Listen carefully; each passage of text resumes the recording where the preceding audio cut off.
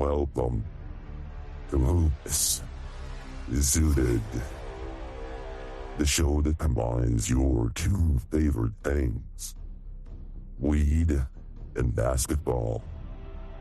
Pack a ball and grab a seat as Evan rambles on about this team he's loved for the past 40 plus years. My mom only cares when I'm on TV. My dad only cares that I make money. I just smoke trees every day and night.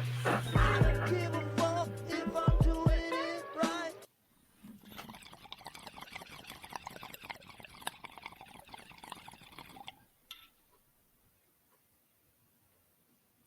Welcome to another edition of Hoops Zooted. I'm your host, Evan Moore, at MoreHoops727 on Twitter. And we made it. We made it through Hell Week.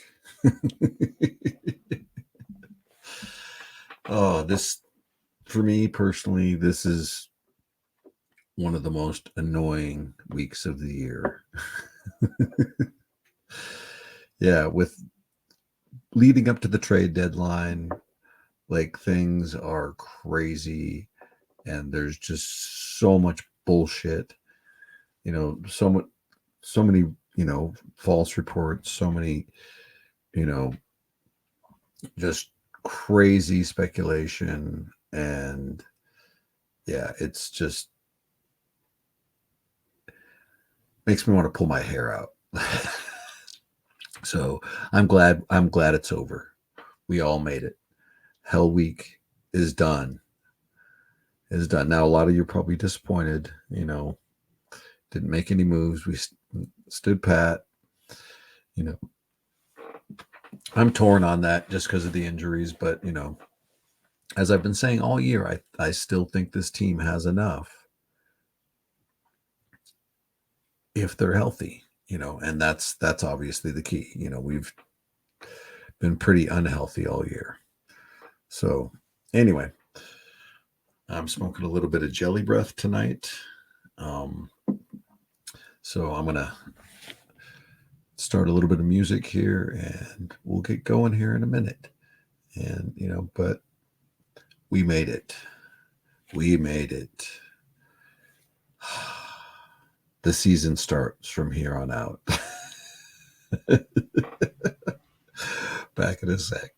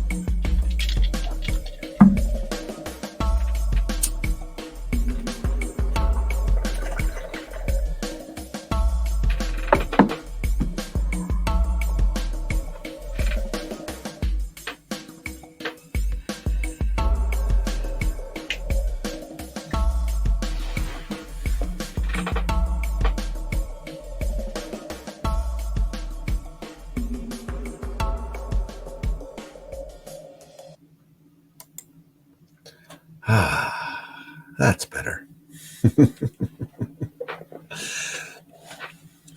So anyway, to recap the week, we were 3-1 for the week, so not too bad. But it was a rough and emotional week too. So yeah, not just the trade deadline and all that stuff, but we also had Kobe statue unveiling, and that was an emotional, wild day. On Twitter and everywhere else, it was just but also really cool. That ceremony was absolutely beautiful, and that statue is amazing. And yeah, he's going to get 3 statues, in fact. So yeah, I'm really stoked about that, and it was great. So, you know, so to start, start the week off, we had the Knicks, and we had a nice win over them, 113-105. Now, the Knicks were a little bit shorthanded. They didn't have Randall. And,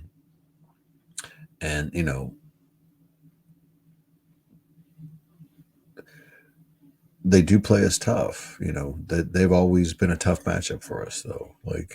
So I feel like that was a good win, despite them being a little bit shorthanded. But, you also do have to take that with a little bit of grain of salt because, I think New York is a better team than that. And, they showed us last time, what they're like full strength. So, it was nice to get that win, though.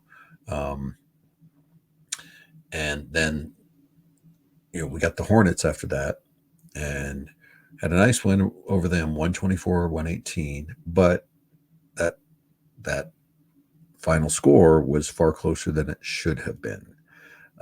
We were kicking their butts in the first half, and kind of, did the usual thing of kind of letting our foot off the gas, letting go of the rope there, like in the third quarter, and let them back into it. And of course, LeBron played, ridiculous minutes in that one too. Had to play in the fourth quarter a lot.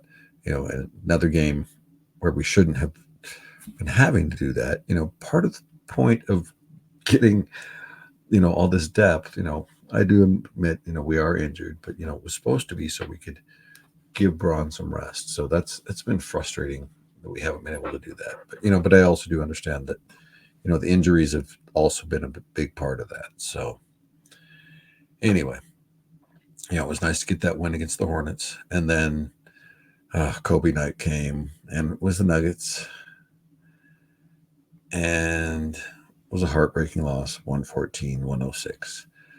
But, there were a lot of good things to take away from that. They were at full strength. We were not. Max Christie even went down in that game. He got injured.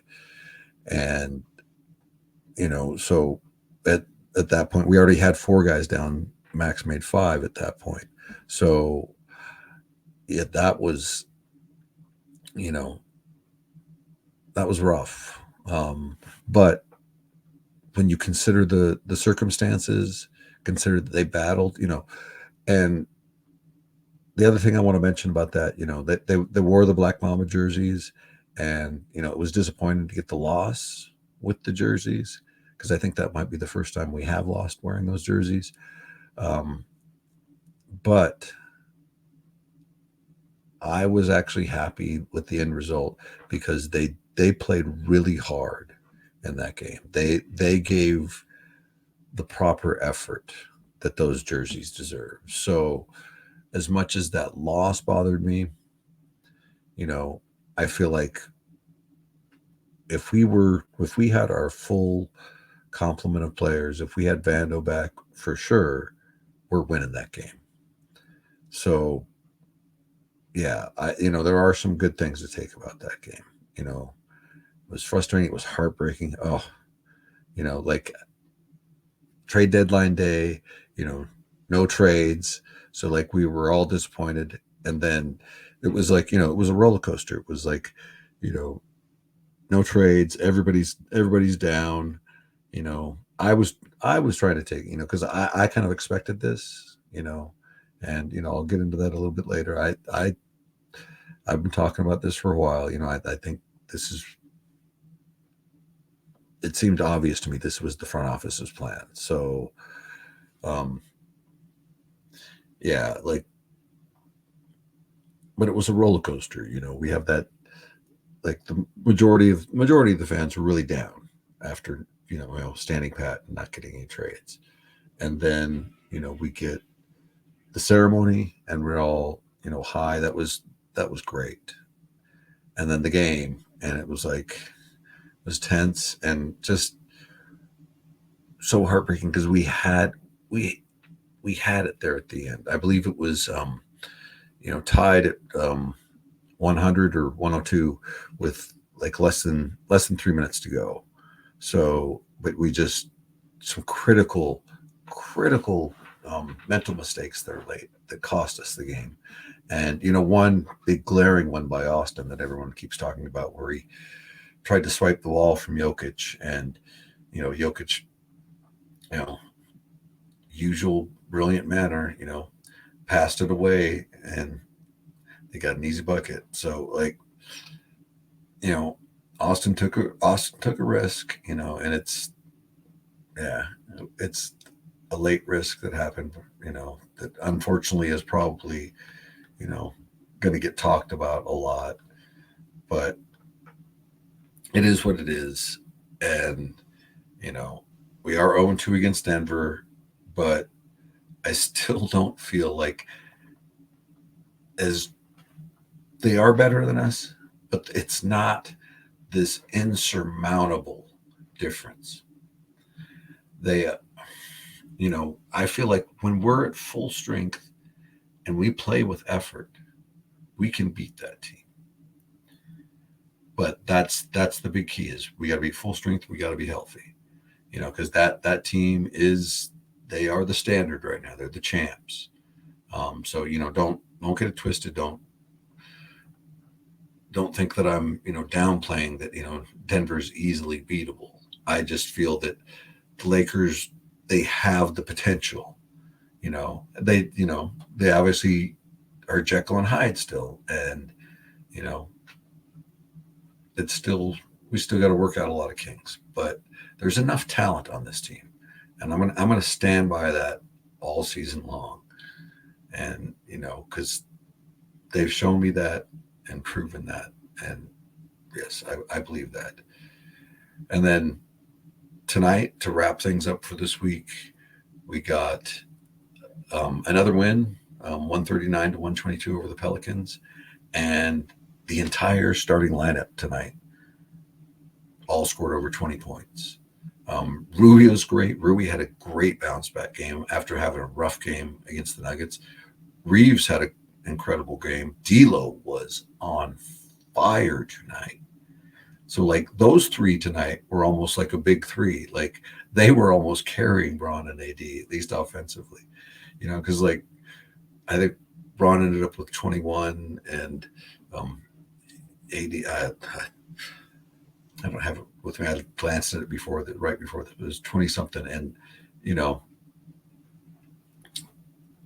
like, it just felt like the other guys really stepped up. And, I found it really interesting, because that was, I personally wasn't calling for that lineup. I was always calling for Vando. From the beginning, there's video evidence of it. But there were a lot of fans that were calling for Rui to start. And, based on salary, based on his offensive output, all kinds of reasons. So, but they proved it tonight. And that, I believe that starting lineup now is 4-0. So, one of these big what ifs, either Rui or Vando starting from the beginning, or if, when Vando went out, if he had just gone to Rui to begin with, maybe we'd be in a little bit better shape right now. This coach. You all know how it is. We all want him gone, but we know we're stuck with him here for at least the rest of the season. So buckle up. Yeah, I'm still going to bitch and moan about him, though, because it's frustrating, And yeah, I like him as a person, but he's frustrating as a coach. Absolutely frustrating as a coach. So anyway, let me get a little bit of cotton mouth. Let me take a little sip here. I'm also going to take another quick hit. And then I'm going to talk a little bit more about the trade deadline and Hell Week. Hell Week.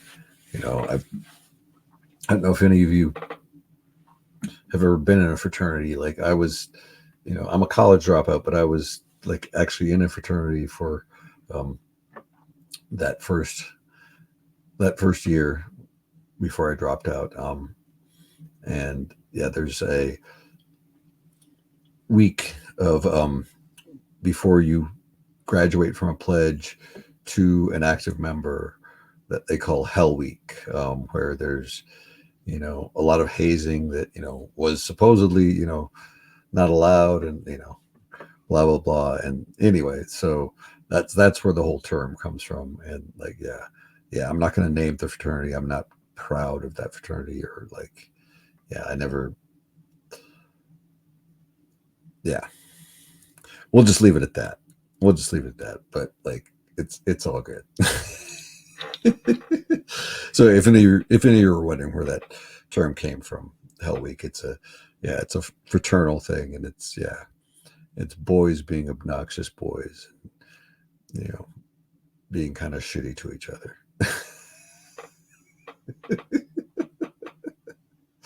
So on that note, I'm gonna take another hit here real quick.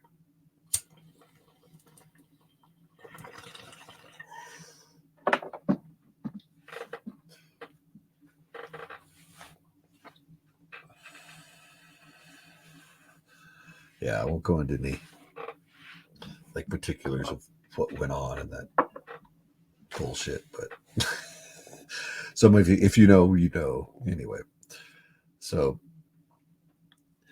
Hell Week, this trade deadline was actually really interesting. Like, I figured it was going to be weird just because of the new CBA, but yeah, this was really kind of slow and uneventful, and nothing, no major moves, nothing that really kind of moved the needle. Like, I think probably one of the, one of the better moves is, Boston picking up Tillman. The Knicks made some nice moves to get a little bit better. There was a number of like, good little swaps here and there between teams, I feel like, but like, yeah, nothing major. And it was, yeah, I think this new CBA, they're still trying to navigate a lot of this. And yeah, I think that, I don't know if it's necessarily going to change in the off season, because, maybe this is kind of how it seems like this is kind of how it's designed, is to help teams kind of like keep their assets, as opposed to kind of moving them around as much. So, we'll see how it works going forward. It may be kind of the norm that we don't get this, huge like swap of players that we used to get, come trade deadline. It made things a lot more exciting and interesting. And, there's a lot, when you get big movement like that, it's, can change the whole landscape of, either the East or the West. And, but, none of that happened this time.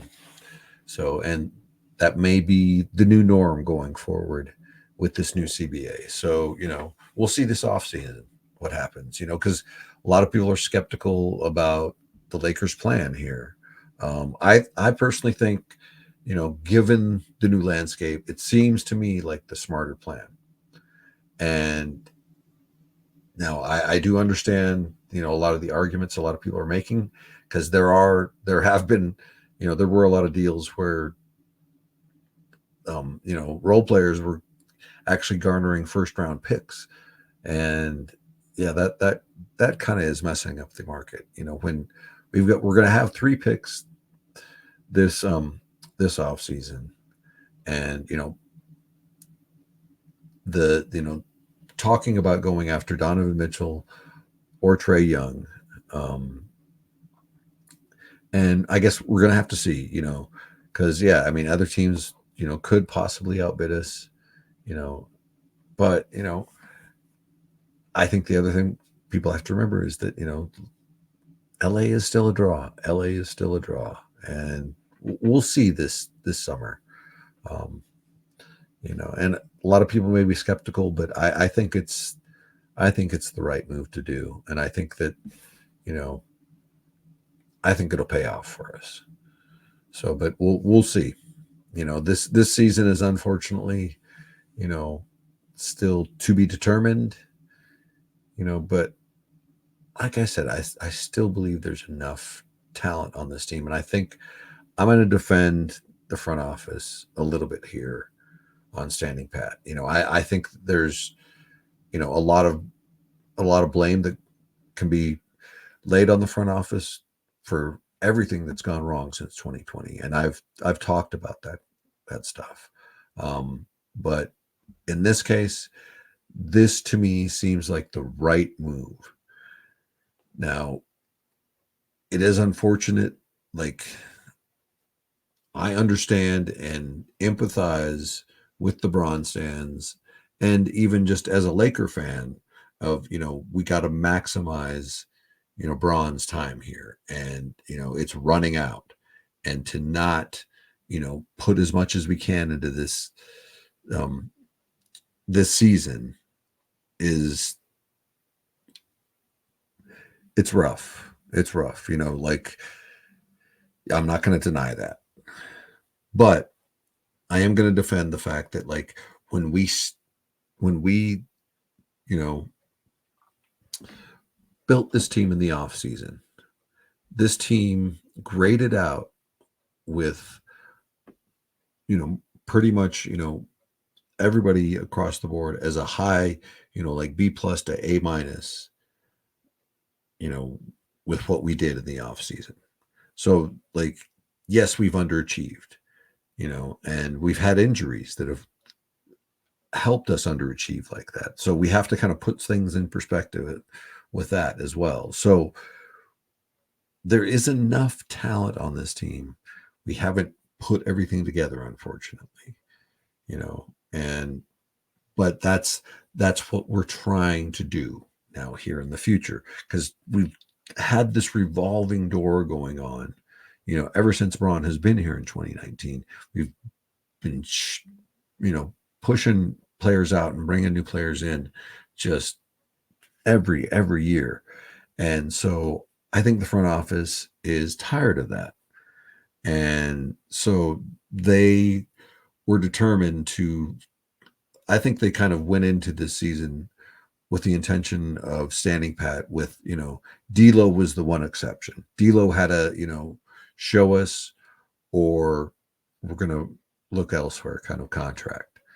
And, you know, D'Lo did show us there late. And of course, a lot of people are going to be upset about that. And I don't blame them. You know, D'Lo, we still are going to be, you know, gritting our teeth come playoff time, hoping for it. But, you know, me personally, I also kind of like redemption stories. So, you know, and we're stuck with them, you know, like, so like I'm going to be personally rooting for that redemption story for him to, you know, do it against Denver this time and not shrink in the moment. So we're going to have to wait and see. And it's going to be tough, you know. I do that, but so I'm so glad that this trade deadline is over.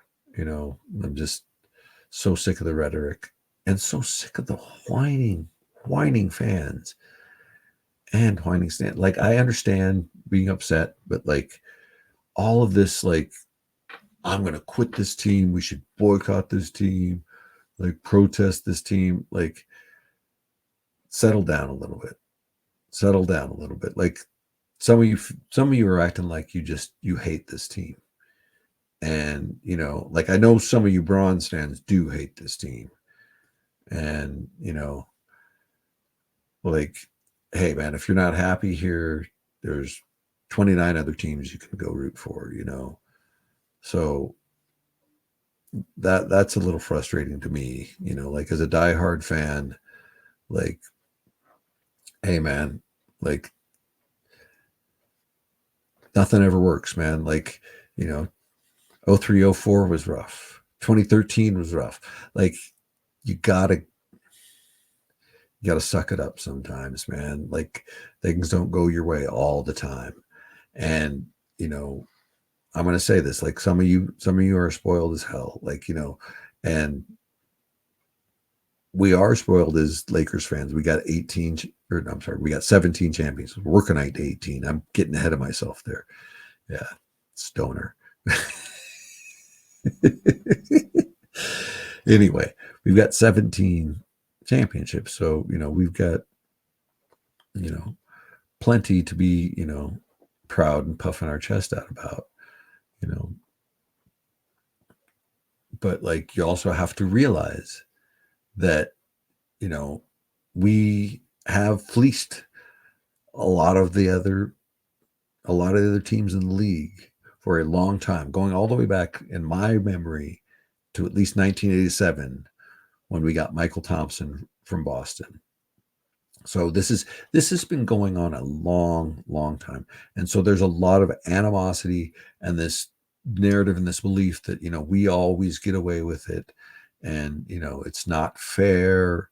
And, you know, like, and especially when we got LeBron, like a lot of people are just like, you know, how did he become a Laker, like of all places? So you got to understand that it comes with the territory of being a Lakers fan.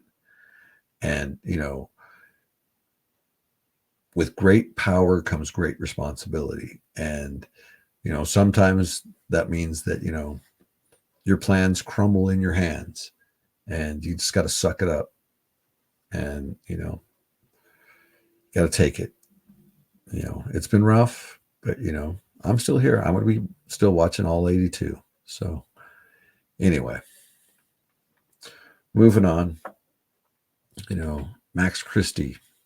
Oh, this one's heartbreaking, man.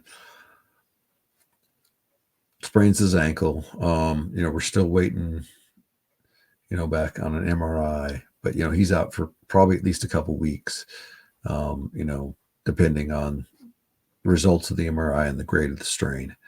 You know, hopefully not longer. You know, hopefully it's not a high ankle sprain or anything like that. Ugh. But, you know, he's out. You know, Cam is out. Vando's out. Gabe Vincent's out.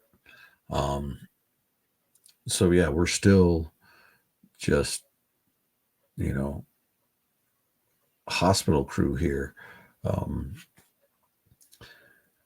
And, you know, Cam should hopefully be coming back after the All-Star break. So that's a nice, you know, thing to hear because we could really use his defense, you know, and then we've got, you know, Vando still, unfortunately, we don't know, like, necessarily, like, he's going to get reevaluated in about, like, you know, 3 to 4 weeks. And then, you know, we'll go from there.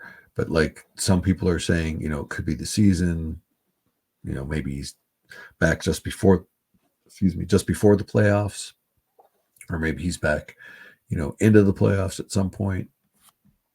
Yeah, we don't know at this point. So just fingers crossed on Vando. And then Gabe Vincent should be back, I believe, sometime late this month, maybe, you know, but it may be into March before we get him back. So yeah, we're still kind of shorthanded, you know, but like I feel like once we kind of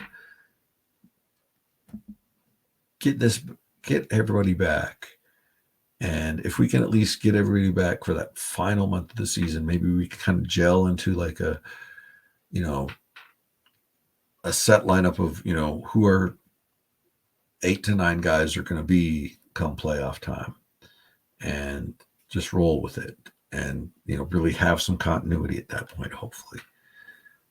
But yeah, we'll see. You know, we just, our injury luck.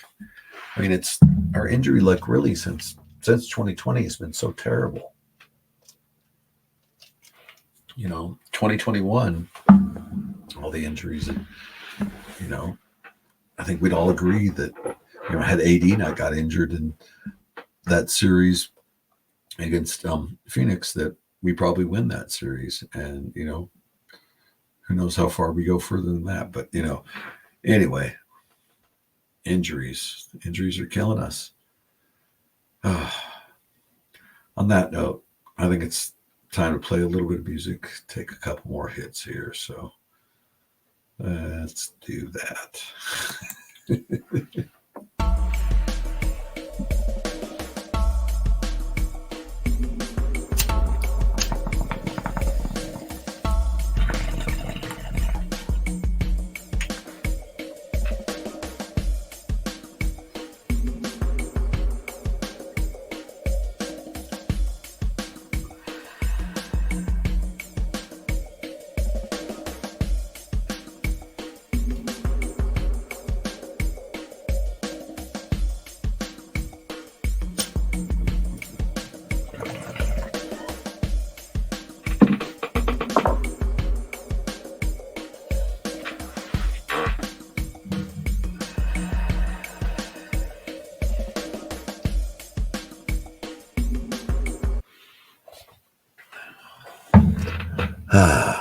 Much better. So, anyway, moving on to my next topic, the frustration of D'Lo. And let me preface this by saying I really like D'Lo. I really like him. I like when he's on. He's a great, fun player to watch. And, he just seems like a nice, likable guy. And, yeah, by the way, his podcast with AD was great. Like, yeah, that was awesome. That was a lot of fun. And just, nice insight into both of them. I really enjoyed a lot of that. So yeah, if you get a chance to watch that, it's worth it for sure. But I really like him, but he is so frustrating. Like, from starting with the that's the defense comment, that's not what I do, to like now, like the optics of what just happened here with Denver. Now, like, I understand all this extenuating circumstances, and I want to give him the benefit of the doubt, but getting that procedure, just in time to miss the Denver game, but then to be able to play tonight and kick some ass tonight, like the optics of that, like it looks like you just ducked Denver, D'Lo. And I hate to say that, but like, I mean, what else are we supposed to think? Like, so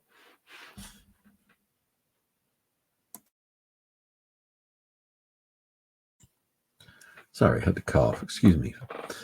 But anyway, what are we supposed to think?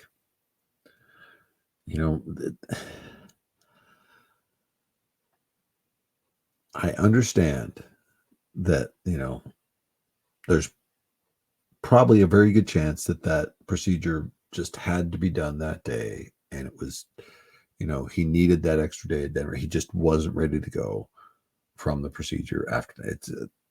I totally believe that. But like, why couldn't he have, missed the Charlotte game, had the procedure done then to assure that he's there for the Denver game? Just PR wise, you would think like he and possibly his agent even would just want, for his image wise, to be there for Denver. But anyway, it's just frustrating. And so it's like I have this love hate with D'Lo. Like, I really dig him, but like, God, I just want to wring his neck sometimes. just like a teenager, just But anyway, I love you, D'Lo, but damn it, man, come on. Because he's really shown that he can be the third scorer on this team. And he's had a really nice run here in the past, like, good, like 10 games or so. And, so like we got to give him a chance at this point. And, we have no choice. all you people that hate him, like I sympathize, you know, like there's always someone on the roster that you're not crazy about, and it's just the way it is. No roster is perfect, so we got to roll with D'Lo, and we got to roll with the frustration. So love you, D'Lo. Hate you, D'Lo. Love you, D'Lo. Hate you, D'Lo. Let's go. It's a fucking roller coaster anyway. What the hell? Um, and now next thing I want to talk about is Rui and AR, and they've been inconsistent, and you know I'm not going to give either of them bail. I think that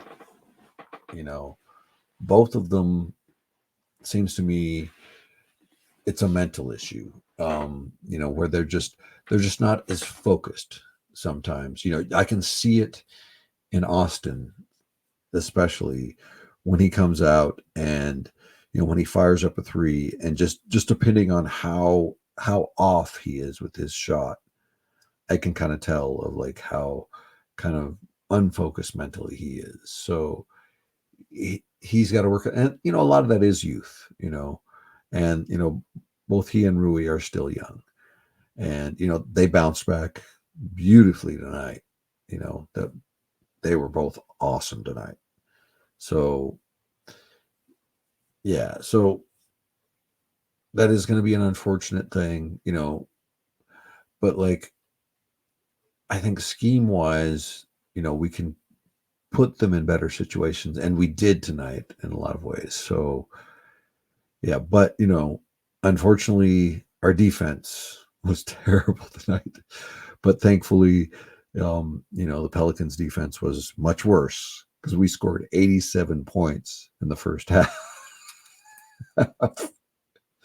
Ended up with 139, total, but like 87 points in the first half. I mean, that's insane. That's, yeah. As bad as our defense is, at least we haven't given up 87 points to anybody this year, knock on wood. Oh man. So, but like if we can get those two to be more consistent, this team can be strong. And that starting lineup looks like it's really starting to gel. So yeah, I'm pretty happy about that. And I think that both of them have high ceilings that we haven't gotten to yet. And I understand a lot of everybody's frustration with them, but I think that the front office believes in both of them, and we want to develop both of them. And look at how you guys pine for all these guys that we've given up. Like, all of you that love trades, I want you to think about just how many guys, just sit down and count on your hand. How many guys do you pine for that aren't here anymore? Caruso, KCP, Kuzma. How many guys like are you just like you want them back? Like even Dennis Schroeder. Like come on, like this is why we want to keep these guys. We want to develop these guys. And yes, it's frustrating with Braun, but like let's also think about it like this. This is AD's team now, and he's starting to show that it's his team now. We're not sure if Braun's going to sign that extension in the offseason. There's hints that he can go to the Knicks, and those hints are strong enough to be real at this point, especially with the news about Rich Paul patching up relationships with Clutch and CAA. That opens the door fully now. That was the one obstacle that kept him from going to a place like New York. And, New York is the one place he can go and, still do his film thing really easily. And, yeah, it is something to think about. I think personally, just because family, I think he's going to want to stay in Los Angeles, but we're going to have to see. We're going to have to see. And, whatever happens, LeBron, hey, man, I appreciate what you've done here. Absolutely appreciate it. And, I wish you well if you go somewhere else, but if you stay here, I'm happy too, because if you stay here, like, I still feel like this team has got a 2-year window with LeBron to make a run at one more chip with him.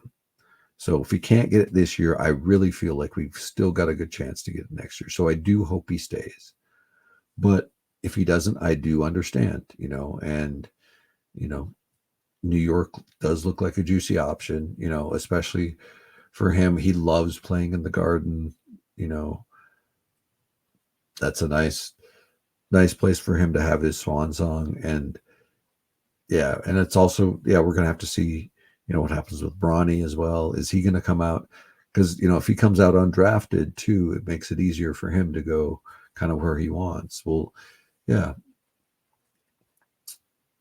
we'll have to see how that all works out. But I still think that this team has a 2-year window with Braun, and I'm hoping he stays for that 2-year window. Because, yeah, I want to get. I'd like to get one more with him. I'd like him to have 2 as a Laker. It would be, yeah. So we've got 2 out of the 5 that he has. That would be, yeah. I would like to have that. And I'm sure he'd like to have that too. And I'm sure a lot of you would like to have that as well. So, this season is not completely dead. I've been, very emotional this season, and, talking, especially ever since Ham threw all the fans under the bus and talking about how the season is dead. But as I've been watching this team over this past 2 weeks, there's a tiny little light at the end of the tunnel that I can see. It's this tiny little pinprick, and we may break down before we get to there, but I see a tiny light right now. So, we're through Hell Week, and a little bit of hope is nice, So anyway, moving on. The last thing I want to talk about here tonight is the statue ceremony. And actually, yeah, let me take a hit before I talk about that one again.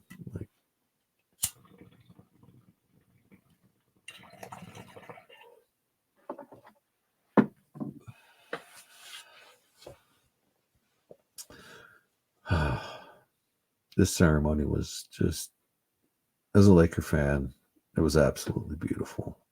Absolutely beautiful. So yeah, thank you, Jeannie.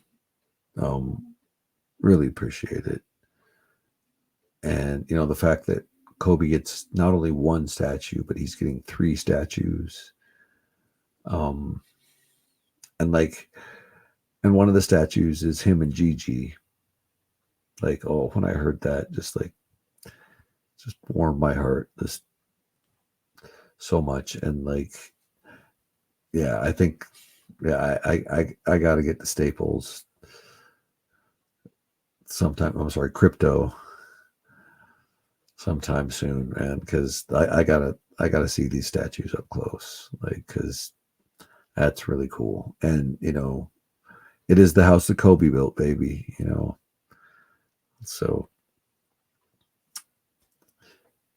and the ceremony was great. Phil Jackson telling his stories, Kareem telling his stories, and Kareem doesn't like to do a lot of that public speaking. So for him to get up there and do that for Kobe, it's special.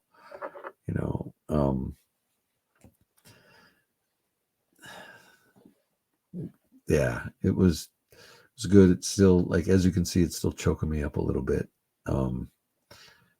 But thank you, Jeannie.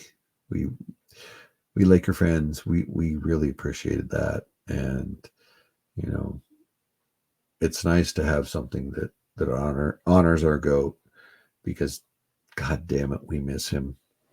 We miss him so damn much. So,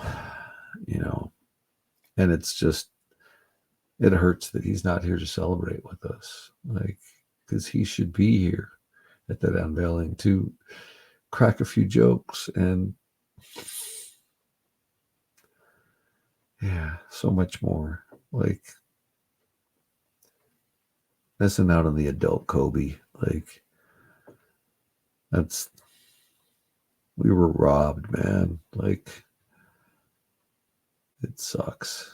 It really sucks. I feel like he still had so many great things to accomplish in his life, beyond basketball. And we didn't get to see it. And we don't get to see, any of Gigi's greatness either. And anyway, love to all the Bryant family. Mamba forever.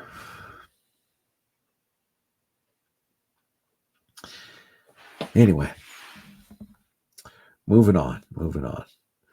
I think that means only one thing.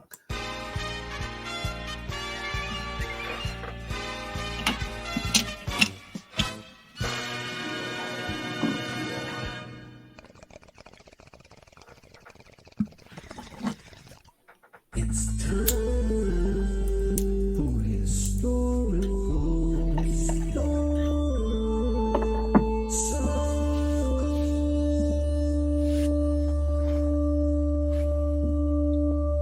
Guess we'll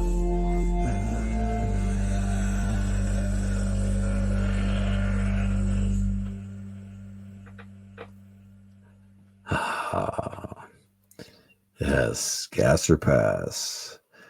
And on this, since I don't have a partner anymore, I'm too lazy to change that. It's not really gas or pass anymore. It's just, who am I sitting in the circle with? So imagine me in the circle with these three guys and the conversations we could have. Andy Kaufman, Teddy Roosevelt, and Eddie Murphy. Now that would be a fun trio to pass the bong with. Yeah. So anyway, I think that's about it for tonight.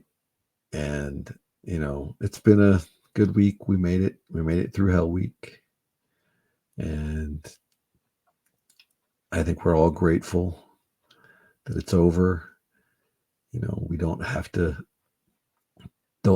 deal with any trade talk, at least for a little while. Although I have already seen people saying, like, trade this guy, trade that guy. But, like, I've had to hold myself back from saying, hey, you got to wait until the summer at least. But anyway, it is what it is. The season's not completely cooked. It's sizzling pretty badly, but it's not cooked all the way through yet. So keep the faith, Lakers Nation. Keep the faith. Peace out and stay zooted.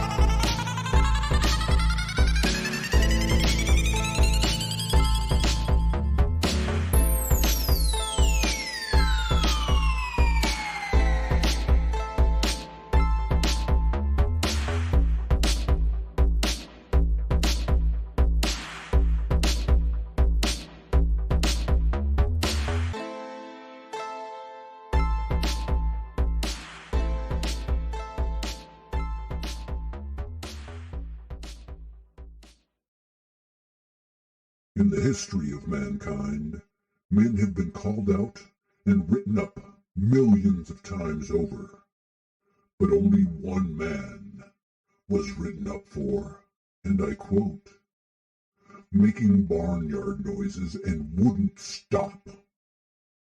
Rest in power, my friend. Washiko.